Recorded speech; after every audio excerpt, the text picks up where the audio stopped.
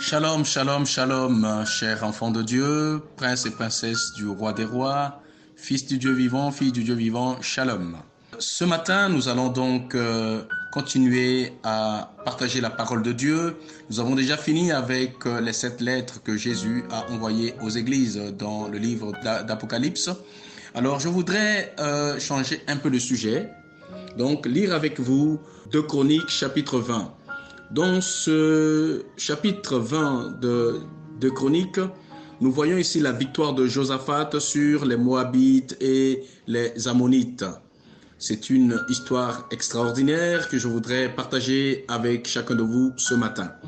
Alors je le lis, nous allons faire toute la lecture pour que vous puissiez comprendre. Donc nous sommes dans le chapitre 20 et nous lirons tout ce chapitre pour voir ce que Dieu a fait parmi son peuple, avec son peuple, pour vaincre les rois qui étaient venus contre le peuple de Dieu. Cela part du verset 1 jusqu'au verset 30.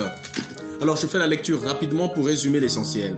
Après cela, les fils de Moab et les fils d'Ammon et avec eux des Moanites marchèrent contre Josaphat pour lui faire la guerre.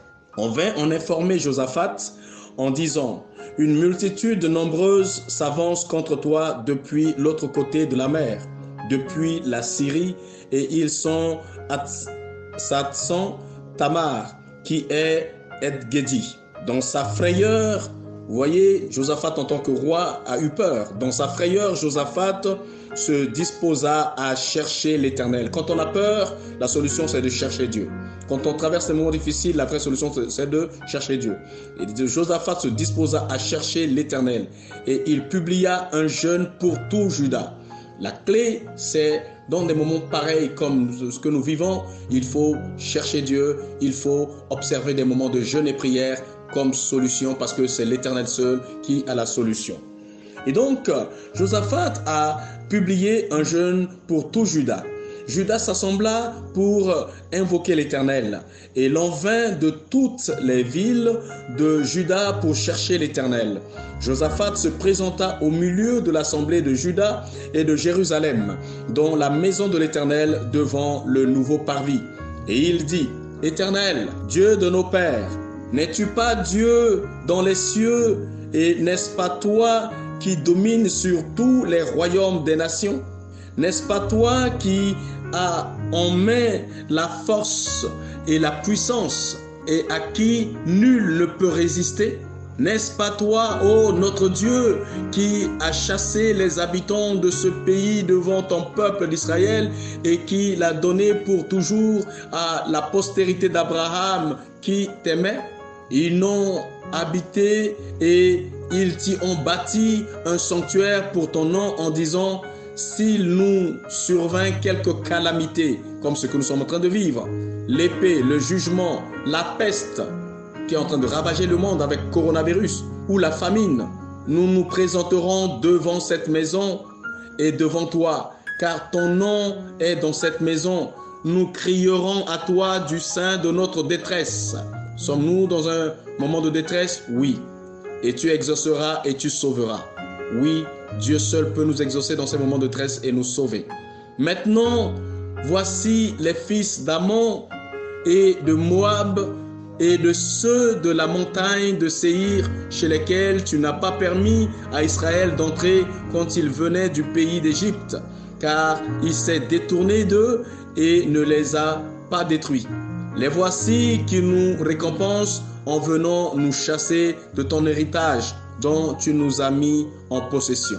Ô notre Dieu, n'exerceras-tu pas tes jugements contre eux? Car nous sommes sans force devant cette multitude nombreuse qui s'avance contre nous, et nous ne savons que faire, mais nos yeux sont sur toi.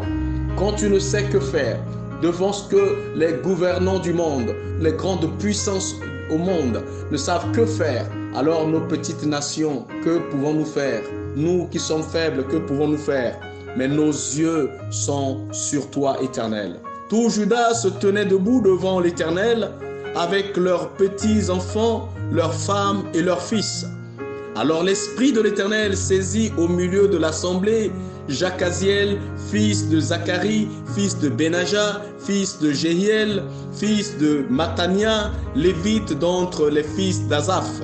Et Jacaziel dit: soyez attentifs, tout Juda et habitants de Jérusalem, et toi, roi Josaphat, ainsi vous parle l'Éternel. Ne craignez point et ne vous effrayez point. Toujours à chaque fois, depuis que nous avons commencé à lire les différentes lettres envoyées aux églises dans l'Apocalypse, il y a toujours ne crains point, ne crains point. Plus de 6000 fois dans la Bible, Dieu parle de la peur. Chassons la peur. Ne craignez point et ne vous effrayez point devant cette multitude nombreuse, car ce ne sera pas vous qui combattrez, ce sera Dieu. Ce qui dépasse les hommes, ce devant lequel l'homme ne peut rien faire, il n'y a que Dieu qui peut le faire. Il dit: demain, descendez contre eux. Ils vont monter par la colonne de Tsit, et vous les trouverez à l'extrémité de la vallée en face du désert de Jéruel. Vous n'aurez point à combattre dans cette affaire. En cette affaire de coronavirus, toi, enfant de Dieu, toi, serviteur de Dieu, toi, peuple de Dieu, tu n'auras pas à combattre. Quelle force tu as que tu peux faire pour résister? Il n'y a que ton Dieu. Vous n'aurez pas à combattre dans cette affaire. Voilà ce que dit l'homme de Dieu. Il dit: vous n'aurez pas à combattre dans cette affaire. Présentez-vous, tenez-vous là, et vous verrez la délivrance que l'Éternel vous accordera. Notre délivrance nous vient de l'Éternel. Juda et Jérusalem, ne craignez point et ne vous effrayez point. Demain, sortez à leur rencontre, et l'Éternel sera avec vous. Josaphat s'inclina le visage contre terre, et tout Juda et les habitants de Jérusalem tombèrent devant l'Éternel pour se prosterner en sa présence. Les Lévites d'entre les fils des Kéatites et d'entre les fils des Kohérites se levèrent pour célébrer d'une voix forte et haute l'Éternel, le Dieu d'Israël, en marche de grand matin pour le désert de Tekoa. À leur départ, Josaphat se présenta et dit: écoutez-moi, Juda et habitants de Jérusalem, confiez-vous en l'Éternel votre Dieu et vous serez affermis, confiez-vous en ses prophètes et vous réussirez. Dans ces temps difficiles, nous devons nous confier en l'Éternel et nous devons confier en ses serviteurs. Écoutons ce que les hommes de Dieu nous disent. Les hommes politiques n'ont aucune force face à ce qui arrive. Les grandes puissances n'ont aucune face. Les institutions au monde sont mises à genoux devant cette situation. Il n'y a que la puissance de Dieu. Il n'y a que la parole de Dieu. Écoutons Dieu. Faisons confiance à Dieu. Faisons confiance aux hommes de Dieu, à la puissance de la parole de Dieu qui peut être notre seule solution. Confiez-vous. Il dit: confiez-vous en l'Éternel votre Dieu et vous serez affermis. C'est-à-dire vous sortirez de la frayeur, de la peur. Confiez-vous en ses prophètes et vous réussirez. Puis, d'accord avec le peuple, il nomma des chantres qui, revêtus d'ornements sacrés et marchant devant l'armée, célébraient l'Éternel et disaient: louez l'Éternel car sa miséricorde durera toujours. Souviens-toi depuis ta naissance jusqu'à aujourd'hui, combien de fois tu as été malade, combien de fois tu as raté un accident, combien de fois tu as rencontré des épreuves, des difficultés. Dieu t'a préservé. S'il l'a fait par le passé, il le fera aujourd'hui, il le fera encore demain, parce qu'il est le même hier, aujourd'hui et éternellement. Au moment où l'on commençait les chants et louanges, la clé aussi c'est la louange. Célébrons Dieu dans ces moments. Ne nous taisons pas, adorons Dieu, célébrons Dieu. L'Éternel plaça une embuscade contre les fils d'Ammon et de Moab et ceux de la montagne de Séhir qui étaient venus contre Juda, et ils furent battus. Dieu ton Dieu, mon Dieu, notre Dieu nous donnera la victoire sur le coronavirus. Le coronavirus sera battu. Il est vaincu par le sang de l'agneau. Il est vaincu par le sang de Jésus-Christ. Nous sommes le vendredi saint, vendredi où Christ est monté à la croix. Demain, jusqu'à dimanche, ça sera le jour de la résurrection. La victoire de Jésus-Christ sur la mort.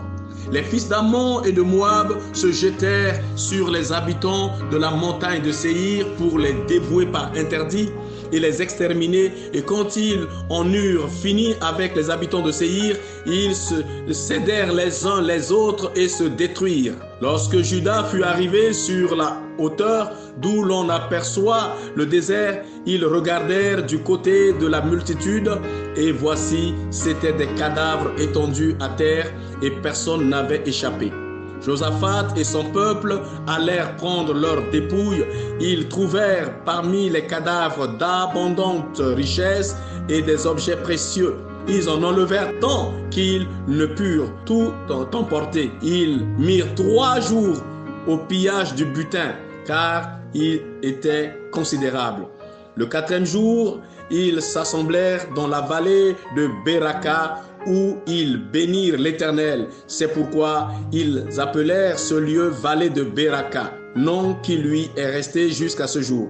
Tous les hommes de Juda et de Jérusalem, ayant à leur tête Josaphat, partirent joyeux pour retourner à Jérusalem, car l'Éternel les avait remplis de joie en les délivrant de leurs ennemis. Ils entrèrent à Jérusalem et dans la maison de l'Éternel au son des luttes, des harpes et des trompettes. La terreur de l'Éternel s'empara de tous les royaumes des autres pays lorsqu'ils apprirent que l'Éternel avait combattu contre les ennemis d'Israël, et le royaume de Josaphat fut tranquille et son Dieu lui donna du repos de tous côtés. Ton Dieu va te donner du repos. Notre Dieu va nous donner du repos. Au moment où il y a la terreur dans le monde entier, toi enfant de Dieu, toi fils de Dieu, fille de Dieu, Église du Seigneur, ton Dieu te donne du repos. Ce qui est arrivé n'est pas pour toi, c'est pas ton partage, c'est pas ton sort, c'est pas ce qui va t'arriver. Ce qui tue les autres ne te tuera pas. Ce qui terrorise les autres ne va pas te terroriser. Ce qui est en train de détruire le monde ne va pas te détruire. 1000 peuvent tomber à ton côté, 10 000 à ta droite, tu ne seras pas atteint. Mais je te donne juste la clé parce que nous voulons parler en quelques minutes seulement. Tu vas lire ce passage encore et tu as compris. La clé c'est quoi? Le jeûne et la prière. La clé, c'est quoi? C'est la louange. Jeûne et la prière pour chercher Dieu. Devant cette affaire, nous sommes impuissants. C'est ce que Josaphat a dit.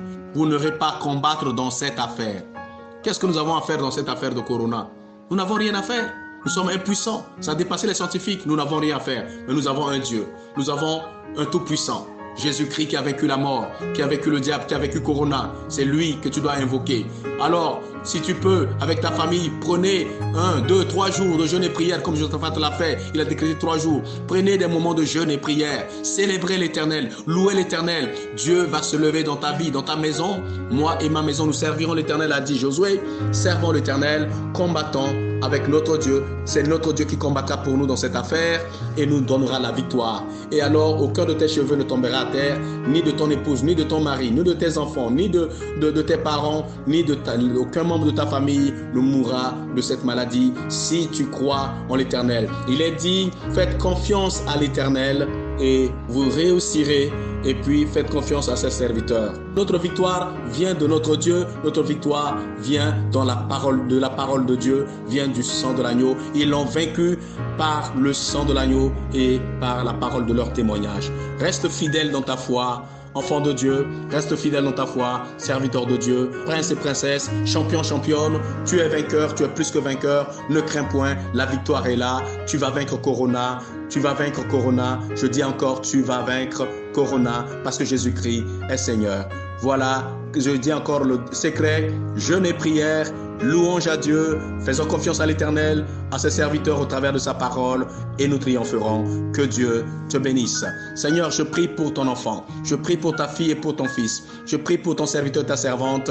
Seigneur, comme Josaphat, devant la multitude qui venait, Seigneur, pour l'écraser, pour le détruire, pour l'anéantir, Josaphat a dit, oh Dieu, nous sommes sans force devant cette multitude, devant cette situation. Et tu as saisi un de tes serviteurs qui a dit, vous n'aurez pas à combattre dans cette affaire. Dans cette affaire de Corona, nous sommes sans force. Mais toi, tu es là. Tu es notre secours. Ta miséricorde durera toujours. Délivre-nous de cela. Délivre tes enfants, qu'aucun de nos cheveux ne tombe à terre. Même si 1000 tombent à nos côtés, 10 000 à notre droite, nous ne serons jamais atteints.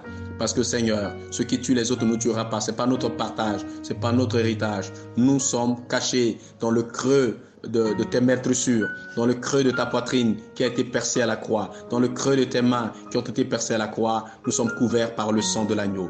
Merci pour la victoire que tu nous donnes par la puissance du sang de Jésus-Christ. Nous disons Amen 3 fois. Amen, Amen, Amen.